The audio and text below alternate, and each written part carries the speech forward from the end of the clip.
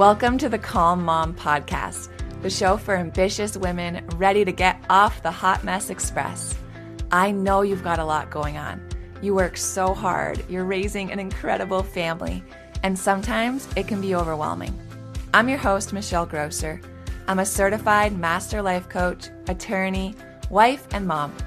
And years ago, I was right where you are. I was running a busy law practice while raising a family, and I was on the fast track to burnout.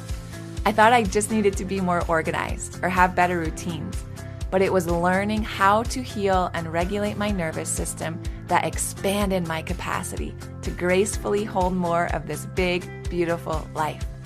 You too are worthy of an extraordinary life in and beyond motherhood. Learning to be a calm, anchoring presence in your home and at work is going to be your superpower. If you're here to do the inner work that brings a sense of calm amidst the chaos, I'm here to join you on that journey. Each time you press play, your growth continues. So let's get at it. Hey, you guys. Welcome to the Calm Mom Podcast. Michelle here. Today, I want to give you some powerful mantras for when you're feeling stressed and burned out. Coming at you again with a short bonus mini-sode because apparently you guys loved the one that I did last week. I got a lot of feedback from you guys. We talked about why I think you should be a quitter, just like me. So we're back at it today. I thought maybe I'll make this a weekly thing. I don't know. What do you guys think? Okay, so let's start here. We talk a lot on the podcast about afferent nerves. If you guys are new here, maybe you haven't heard me talk about this, but if you've been around for a minute, you've probably heard me talk about it because it's so important that we understand how our nervous system functions and the ways in which messaging travels in our body, right? So 80% of the nerves in our body are afferent nerves. What does that mean? That means that 80% of the messaging in our body goes from our body up to our brain. So a bottom up approach to the messaging happening. If our body is feeling safe and calm and connected, that messaging will be sent up to our brain and we'll act accordingly. If our body is freaking out and feeling threatened and unsafe, that's the messaging that's going to go up to our brain, right? So it's messaging that's originating in the body and then going up to the brain. 80% of our messaging goes that way, but it does leave the other 20%, right? 20% of the messaging goes the opposite way, from our brain down to our body, a top-down system. 20%, that's a big chunk, you guys. And the ways in which we think, because of that, right, 20% of the messaging, the ways in which we think have a huge impact on the state of our nervous system and our mood and our energy and our anxiety and all the things. So what I thought I'd do today for this quick bonus is I just want to offer you guys a few different mantras, affirmations, whatever you want to call them, for when you're feeling overwhelmed and stressed out or just like tapped out beyond your capacity, burning out, any of those things. What I want you guys to do is write these down. Write these mantras down.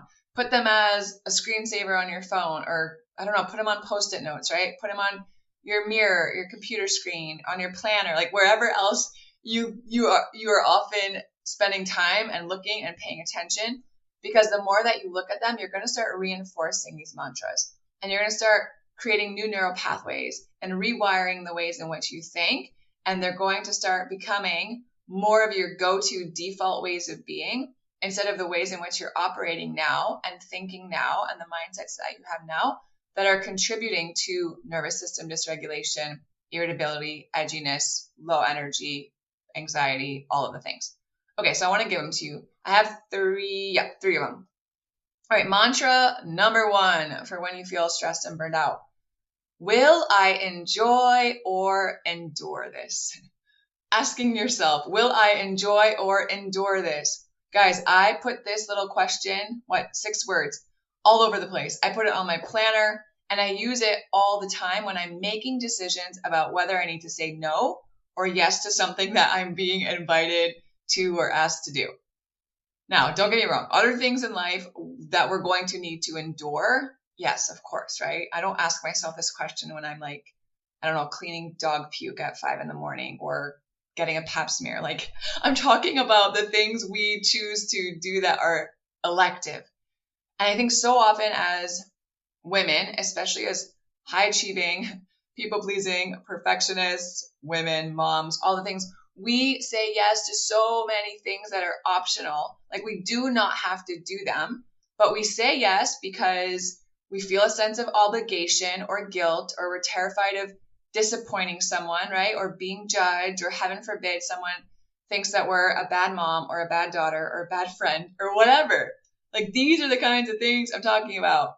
So when I get presented with an invitation to attend something or participate in something optional, right? I do a gut check. Will I endure this or will I enjoy this? And then I act in integrity with that gut check, right? That's where self-trust is born. Then I respond in alignment with my gut check, in alignment with whether it will cause me joy or I feel like I'll have to endure it. I choose to say yes or no. So that's number one. Will I enjoy or endure this? Super powerful, really short question to ask yourself, and put some boundaries around where you're spending your time and energy. All right, mantra number 2. I do not have to earn the right to rest. Say that to yourself right now. I do not have to earn the right to rest. Guys, this was big for me. Big for me. Instead of seeing rest as a reward, like I was seeing rest as a reward. Think vacation, weekend. Like I started seeing it when I started doing this work. I started seeing rest. It's my word of the year. You guys have heard me talk about that. Rest is my word of the year. I started seeing rest as one of the most productive things I could do. As a human being, like I may have to earn other things, right? I'll have to earn money and I'll have to earn respect and I'll have to earn credibility, but I do not have to earn rest, right? Human beings need rest. I'm a human. It does not have to be earned, right? Rest isn't a reward for getting my butt kicked or working so hard or getting so much done or finishing everything on my to-do list or running myself ragged, like carting my kids all over town. That mindset will lead you to burnout. Reframing your productivity. It's really what it comes back to. Reframing your productivity. What does it mean to be productive? Guys, when you can wrap your heads around the fact that rest is super productive, huge shift and huge protection against burnout. So keep telling that yourself. Keep telling yourself that, right? Keep telling yourself, I do not have to earn the right to rest. And lean into it, because if I know you guys, this is going to be really uncomfortable for a lot of you because it's going to be really new for a lot of you. And that's okay. Every time you lean into it, every time you don't have to earn the right to rest, but you choose to rest because you are a human being and it has nothing to do with being weak or strong or productive or unproductive or whatever other labels you want to put on it, it's going to make a big difference for you. Okay, so that's number 2. And then the last one I've got for you in this mini-sode, the last mantra that I think is super helpful is this.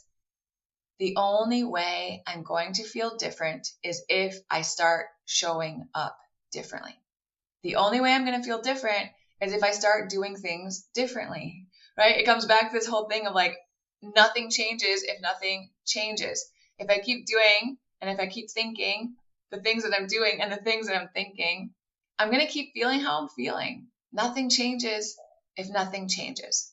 And guys, there are 3 steps to making change. And once I understood this, it really helped me to meet goals that I was struggling to meet before, change habits that I was struggling to change before, just show up differently in my parenting, in my marriage, in my health, in my spiritual practices. And here are the 3 steps to making any change. So if you don't like how you're feeling and you want to feel differently and show up differently, you got to understand these 3 things. First is awareness. You got to have an awareness that something's off, right? And that you want to start doing things differently, or you want to be feeling differently or showing up differently. Awareness precedes choice.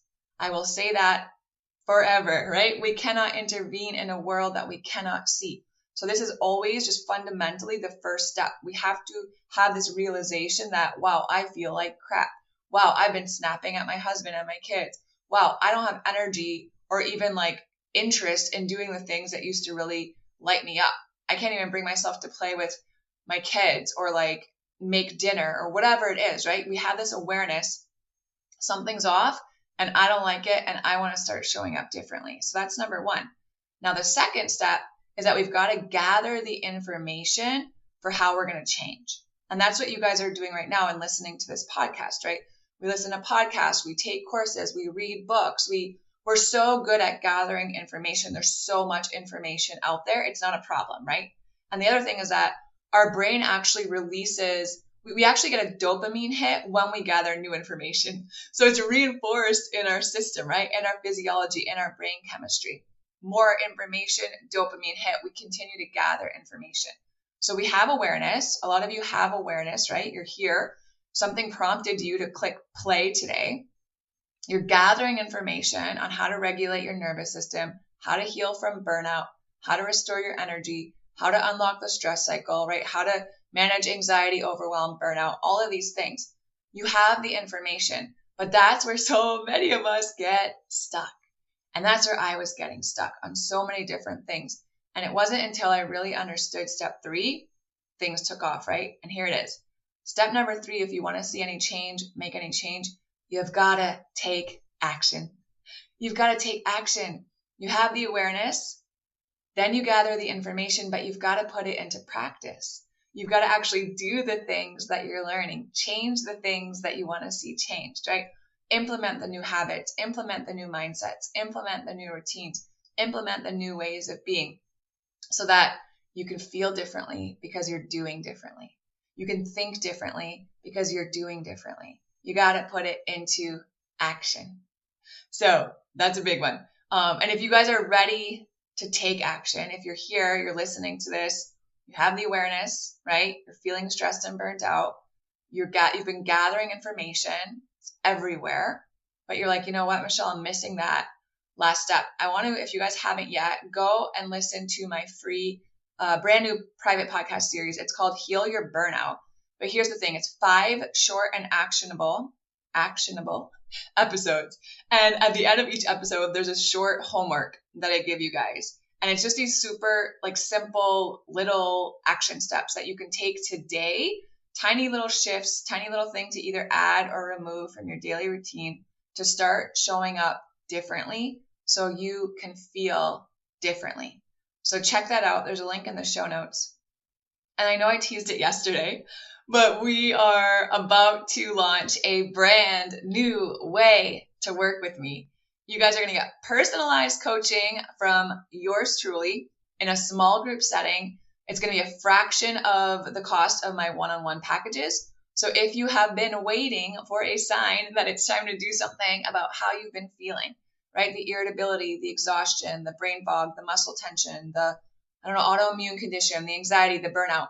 This is going to be for you. And I am so pumped about it. We've been working so hard behind the scenes. I have been preparing it specifically for you. I've taken all my best, most powerful coaching practices, all the different modalities, nervous system balancing exercises from top to bottom, you guys, and put it together in this super, super powerful container.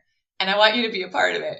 So listen next week for how you guys can snag a spot to work with me in this small group setting.